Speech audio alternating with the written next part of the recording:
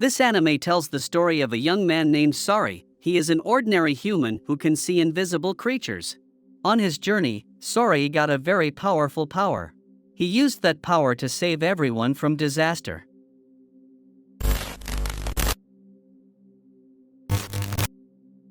It all started when Princess Elisa and her loyal warriors visited the ruins. They discovered an ancient carving depicting the Savior. As someone who believes that heaven's inheritance is real, Elisa wanted to meet him. So, she held a holy sword festival to welcome someone who would become the new savior. At the same time, a strange black cloud appeared not far from the kingdom. The black cloud felt very scary. So, the princess and her soldiers traveled to inspect the cloud. Then, a strange thing happened where the cloud moved and caused destruction. It made the soldiers fall one by one. All this was caused by invisible creatures that attacked them. In the end, all the soldiers died, and only Princess Elisa was survived. After having a terrible experience, Princess Elisa went alone to the ruins. In there, she was surrounded by many insects that seemed dangerous. Fortunately, there were invisible creatures who tried to protect her. She also managed to save herself by going deeper in the ruin. After arriving at the other side of the ruins, she found the entrance to a different place. There were Sori and his friend exploring the ancient ruins. Other than Sori and Mikleo, the other residents did not know about the place they were visiting, even though there are various ancient technologies that are still a mystery. Then, when Sori will enter it, his adoptive grandfather suddenly came to stop them. They were forbidden to explore and investigate the ruins. According to the book he was reading, Sori knew the reason his grandfather forbade him. It turned out that the place had a connection with the inheritance of heaven. This made him even more curious and wanted to investigate. Maybe he could find amazing things stored in there. The decision he made caused the weather to become crazy. Lightning kept striking while being summoned by the ruins. Princess Elisa was also affected. She fell and became unconscious after being hit by a lightning strike in the ruins. After avoiding the lightning strike, Sori and Mikleo continued their exploration. It didn't take long. They found Princess Elisa, who was knocked out. Sori immediately approached her and woke her up. When she regained consciousness, Elisa thought that Sori was the savior. Sori was just an ordinary human like herself. But he had found the carving of the savior with his holy sword. Because he couldn't abandon her, Sori brought Elisa to his village. The village where he lives is known as Elysia, a place where almost all the inhabitants are just only seraphim. Seraphim is the name for invisible creatures that humans can see. Even though she can't see them, Elisa can realize their existence. So, she asks them for help to save the world from darkness. Unfortunately, the seraphim didn't want to get involved with her problem. Sori was told to take her away before she invited disaster. His grandfather said Sori was able to see and talk to seraphim because he grew up with them. So he was told to realize the difference between himself and ordinary humans. The next day, Sori took Elisa on a tour of the village. As proof that salvation would come, Sori gave her the glove he found in front of the ruins. However, Elisa did not accept it. Before returning home, she returned the glove and thanked him. At that time, she also invited Sori to participate in the Sacred Sword Festival. Elisa was sure that the savior in the legend was someone like him. Sometime after Elisa left the village chief realized that someone had infiltrated his territory. The infiltrator was a demon who had been targeting Elisa for a long time. Sori and Mikleo came faced with the demon, but their abilities were still not strong enough to deal with it. Even though Sori and Mikleo had worked together, they could not hurt him at all. While thinking about it, Sori realized that the demon was targeting Elisa. So he decided to leave the village to save her. Mikleo also had the same thought. They headed to the human world together and went to the capital where the sacred sword was located. On the same day, the Sacred Sword Festival was about to start. This made someone assume that Sori would participate in the competition and help him make it into the city. In the crowd, Sori found that there was a demon who was targeting Elisa before. He said he was no longer targeting Elisa, now he liked Princess because he thought something interesting would happen when he was around her. However, Princess Elisa's life is still in danger because there are several people who ordered the hitman to kill her. The Sacred Sword Festival was about to start. Out of all the participants, not a single person succeeded in pulling out the sword. The reason was because they were all not recognized by seraphim who guarded the sword. Although the festival ended in failure, Alicia still tried to encourage her people. But due to the bad relations with the neighboring country, everyone became desperate and caused the demons come to them. To overcome this situation, Sori took initiative to ask seraphim for help. But she also couldn't do anything to stop it. She said only the Savior could purify the demon. At the same time, Elisa was attacked by a hired assassin. Sori had no other choice but to pull out the sword and accept his destiny as Savior. By pulling out the sword, Sori can use incredible powers. He can easily purify the demons and ease the chaos.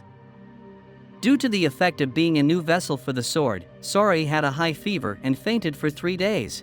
Because Elisa always took care of him, Sori was able to recover again.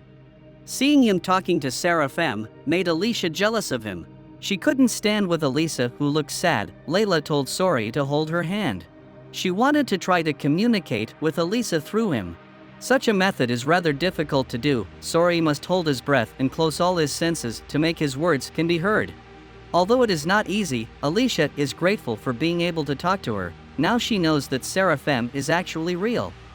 Then, Elisa will leave the palace to meet the gods. It seems that they are interested with the incredible power that the Savior had. But whatever they say, Elisa will not give up Sori to him. Sori was guided by Layla to go to the city. When she arrived in the city, she felt something was wrong with the environment around him. It turned out that the uncomfortable feeling came from the ruins. By using Elisa's knives, Sori was able to open the door to the ruins. When he arrived there, he was faced with bats that had turned into demonic creatures. Sori and Mikleo tried to defeat them, then Layla purified them using her fire element. By doing that, they managed to cleanse the demons that had been hiding there. Then, Layla told Sori about the situation that happened there. The reason why this could happen was because the higher-ups in the country had dumped many bodies there. They thought the problem was over, but Sori and others had to return to deal with a more troublesome disaster. In the dungeon, there was a woman named Velvet. For some reason, a fairy named Ceres tried to help her get out of there. Velvet has very strong physical strength. She can easily defeat one by one the guards who try to capture her. Besides having extraordinary physical strength, she also has a special ability called Demon Gluttony. She can turn her hands into demon hands and can be used to attack. In the loot warehouse, she takes equipment that can be used. One of them is a large sword called Storm. While looking for a way out, Velvet meets other prisoners who are trying to escape from there. Because they have the same goal, they decide to work together to escape from prison. In order to incite a riot, the prisoners will be released. All they have to do is fight the guards and escape the prison. Velvet was going to escape from there by going upstairs, but the prison was very narrow, so Ceres told her to go back.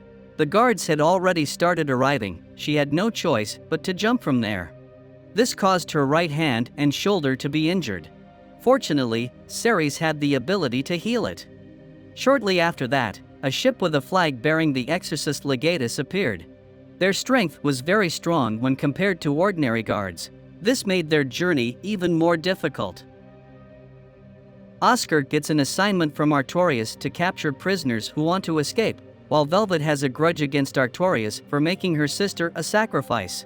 So, she will go with Oscar's ship and defeat Artorias. Oscar, of course, would not let that happen. By using the sword given by Artorias, he tried to stop Velvet and fight against her. The fight almost made him forget his purpose. Actually, Oscar did not intend to kill her. He just wanted to put her back in prison and told her to continue devouring the demon karma. In the middle of the fight, suddenly there was a dragon that disturbed them. The dragon was the demon karma who was born from people's hatred.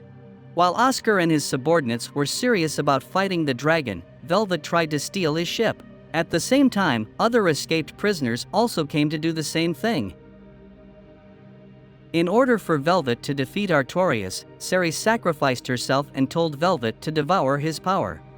Velvet will not apologize or thank her for it.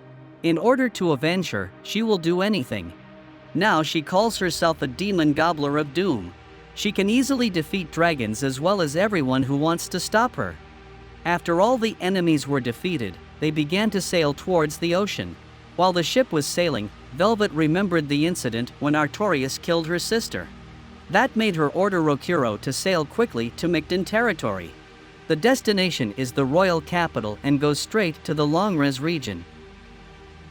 The cause of the disaster that occurred in the highland region turned out to be the work of a dragon that brought a hurricane and caused destruction.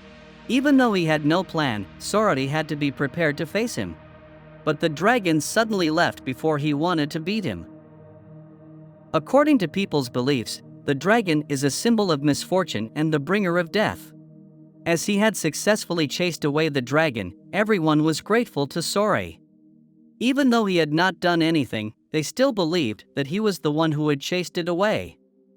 Sorari was invited to dinner at the residence of the royal Bartlow to celebrate his achievement.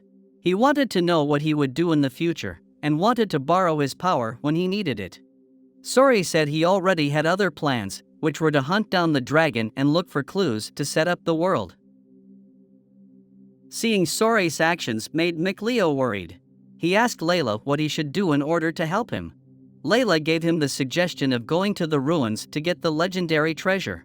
If Micleo can get it, he can also provide help for his best friend. On the next day, Sorari went with Elisa to be her bodyguard. This time, Elisa's destination is the second largest city called Marlin. She was assigned by the king to handle the plague that occurred there. While Sorari will go to a different place, which is the place of the legend of the dragon. While in the rocky region, a girl was falling towards at him. The girl's name was Edna. She was one of the seraphim and Layla's old friend. At the same time, a demon came to attack them. Sorari was forced to fight it and use Layla's power to purify it. But when he was about to purify it, suddenly there was another seraphim who killed the demon. Using his special weapon, the seraphim was able to destroy the demon with just one shot. The reason for his arrival was to defeat the dragon that was lodged there. The dragon was Edna's sister who used to live as a seraphim. Sorari thought he could restore it with purification. But unfortunately, seraphim who have become dragons, it is impossible to purify. Edna has also searched for various ways, but everything she did had no results. In another place, Micleo managed to enter the ruins and get the legendary weapon. With the weapon, he can purify the demonized beast. Edna has given up on purifying her sister. She thinks there is no other way but to kill her. Sorari knows Edna doesn't want to do it. When Zephi had attacked her sister, Edna tried to stop him. So, Sorari thought about what he should do going forward. He kept his optimism and believed there must be a way to purify the dragon. However, the dragon they faced was getting out of control. Even when Sorari had shown his strength, the dragon was getting more angry. But when his sister tried to stop him, the dragon stopped attacking and just left them. After seeing this incident, Zephi had changed his mind about killing the dragon. Edna also wanted to make a contract to lend her strength to Sorari and make him promise that he would definitely purify his sister. Sorari has been facing and purifying demons from various places. Layla wants to know what purification is for him. In the future, he will meet demons that vary in shape and size. But if he only races to fight the demons, maybe one day he will also be swallowed by the darkness. That's why Layla trained him to use his imagination. By understanding it, he would know what to do. Just looking at him, Layla could tell that his potential was great, but the desire to help people made him fragile.